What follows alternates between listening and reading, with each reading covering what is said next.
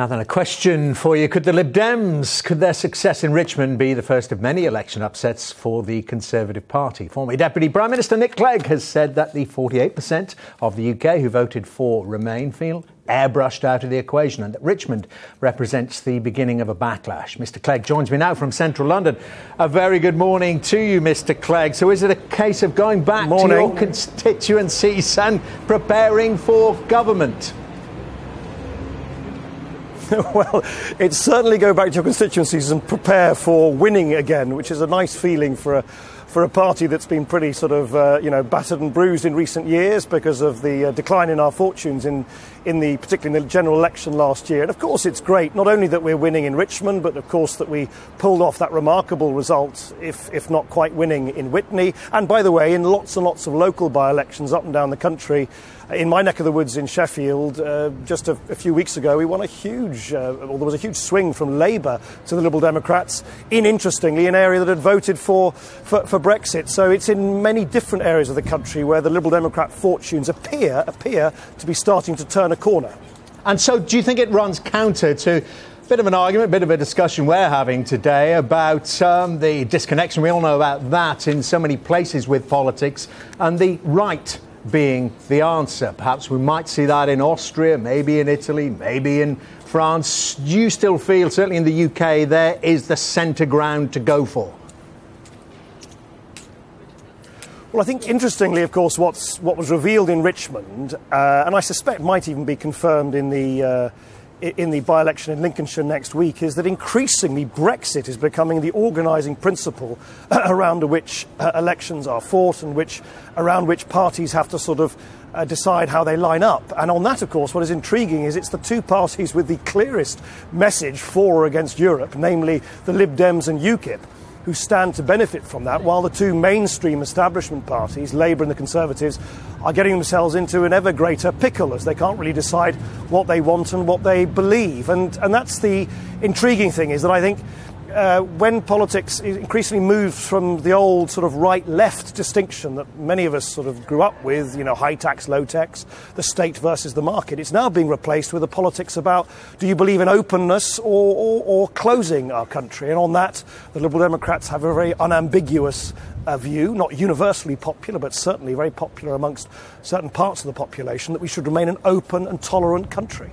So, are the clouds, the political clouds, beginning to go into ferment here? You talk about a realignment, and we saw there a progressive alliance in Richmond, with in particular the Greens and others supporting the Lib Dems there. Now, the quote I read to you originally, you recognise, from David Steele, was from an alliance back in 1981, the SDP Liberal Alliance. Not the same, but could we be seeing something like that begin to start? Well, the interesting thing is, of course, voters, people, not politicians, but people just in the ballot box, are already voting, by way of those alliances. Clearly, for instance, lots of Labour voters in Richmond decided to vote for the Liberal Democrats rather than their own candidate. I mean, they got fewer votes than they actually have members in Richmond. So, voters are relatively kind of unfussy about the idea that, you've got to sometimes make choices in order to get the best of what you want. If not, it's exactly all of what you want. And I think that as the years progress, and particularly if this government appears to be, or continues to be, as clueless as they appear to be on Brexit, I think there will be a need for parties and voters of different parties, non-Conservative parties, to kind of tacitly or otherwise work together in order to provide the scrutiny and challenge which the Conservative Party needs, given that certainly Jeremy Corbyn, on left to his own devices, is not really minded to play the role of a principal party leader of opposition. So I do think there is a scope for people to relinquish their traditional tribal loyalties in order to bring some balance to British politics. Sorry, Mr Clegg, getting all excited. Spell it out then. So the Lib Dems, at a general election, might not stand in seats where other progressives have a better chance.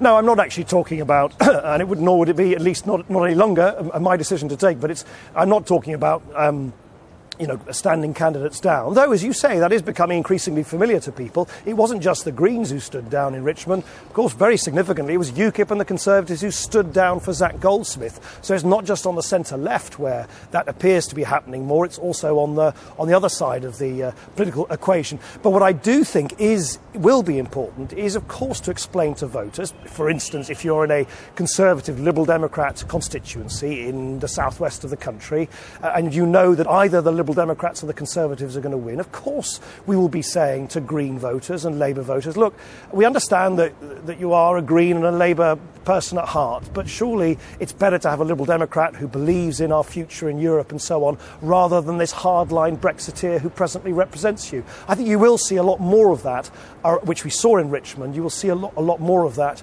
as Brexit continues to loom over the British political scene. There's another man I was talking to very recently saying more or less the same thing as you, certainly about the centre ground and the view on Brexit. Tony Blair, two of you could get together like some kind of noughties political tribute band. I wouldn't put it like that. But listen, the interesting thing about this Brexit sort of issue, the way it divides people, is, of course, yes, you get unfamiliar foes, but you also get rather unfamiliar alliances. And of course, whilst Tony Blair's from the Labour Party, I'm from the Liberal Democrats, he and I disagree on different things. Actually, what I've heard him say about the future of our country, about what is at stake for the future of the United Kingdom, I agree with pretty well everything he has said, and I've certainly agreed with him when he has been brave enough to say, look, of course we should keep an open mind.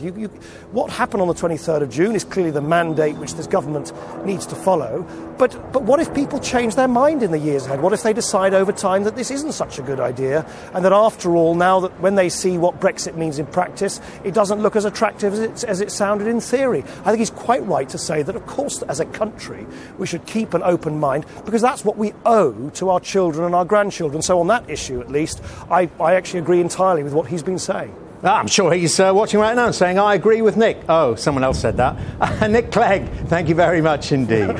Watch this space. Thank you.